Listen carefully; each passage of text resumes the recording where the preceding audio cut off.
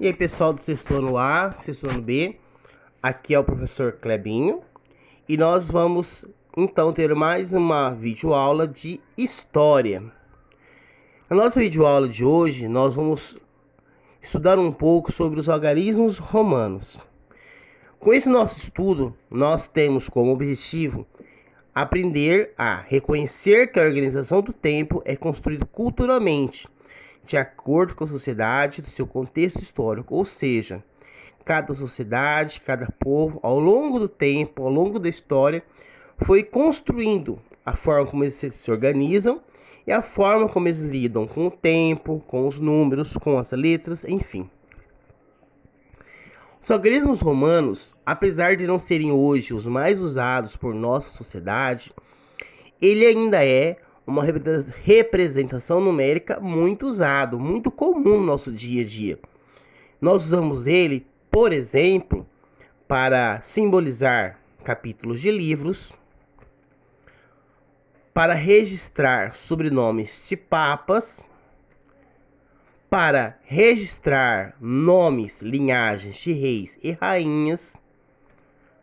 A gente usa também os algarismos romanos muitas vezes em relógios. A gente usa os algarismos romanos para determinar séculos, entre outros vários exemplos. Tem duas teorias, duas hipóteses de como esse conjunto numérico foi criado pelos romanos, evidentemente. Alguns historiadores vão dizer que esse conjunto de numerais foi criado pelo costumes dos romanos, chamados de etruscos, de talhar em troncos de árvores para registrar um determinado número de objetos, de animais. Então eles iam lá e talhavam os troncos das árvores para registrar o número de ovelhas que eles tinham, de gado, e assim foi sendo criados os números do algarismo romano. Uma outra visão é ter que esse conjunto de numerais teria sido criado a partir dos dedos das mãos. Então, cada número simbolizaria o dedo das mãos mostrados para alguém. Então, a gente tem o número 1, o número 2,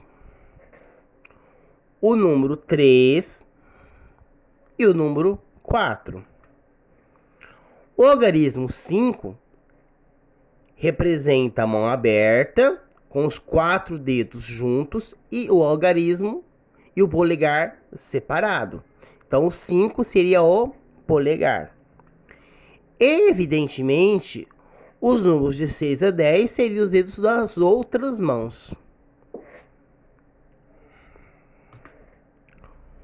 O X, que é o 10, ele tanto resultou do cruzamento de polegares, como principalmente do cruzamento de duas mãos juntas que formavam o símbolo da cruz.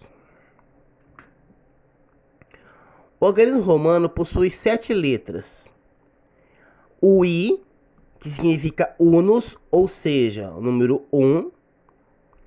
O V, que significa quinque, ou seja, o número 5.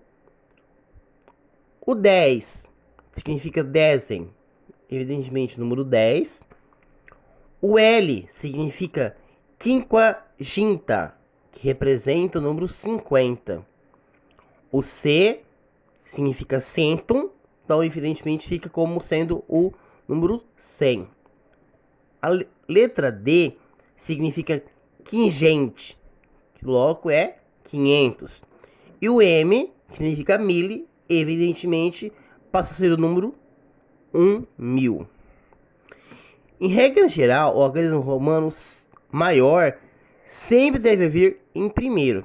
Então, quando eu vou escrever o algarismo romano, eu pego o algarismo maior e, se ele vai vir acompanhado de um outro algarismo, eu coloco esse algarismo à esquerda quando eu for subtrair e à direita quando eu for somar. Por exemplo, eu coloco lá o 5, que é o algarismo maior.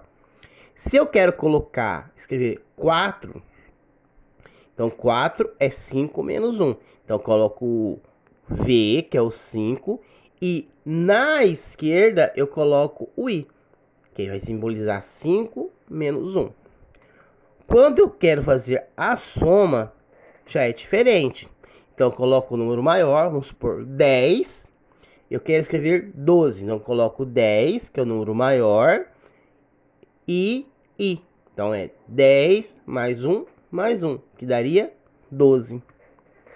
O número zero, ele não era conhecido pela maioria dos romanos, portanto, ele não faz parte do algarismo romano. O algarismo romano já começa com o número 1. O número zero foi descoberto bem mais tarde por povos indo-arábicos. E a descoberta do número zero trouxe modernidade, trouxe agilidade para formas de calcularem. Os números romanos tinham como símbolo as 7 letras do alfabeto, como a gente já viu, e foram usados largamente na Europa. Como Roma, ela dominou por muitos séculos todo o continente europeu, então a maior parte do continente europeu acabou adotando esse tipo de numeração. E os séculos, como eu falei, ele é uma das coisas que quando a gente vai registrar, a gente sempre usa ele em algarismos romanos. E agora na próxima aula, então, nós vamos ver como que eu faço para determinar a que século um determinado ano pertence. Por exemplo, eu nasci em 1977, eu quero descobrir a que século eu nasci, em que século eu nasci. O que eu preciso fazer? Então, isso eu vou estar explicando na próxima aula. Até mais, pessoal!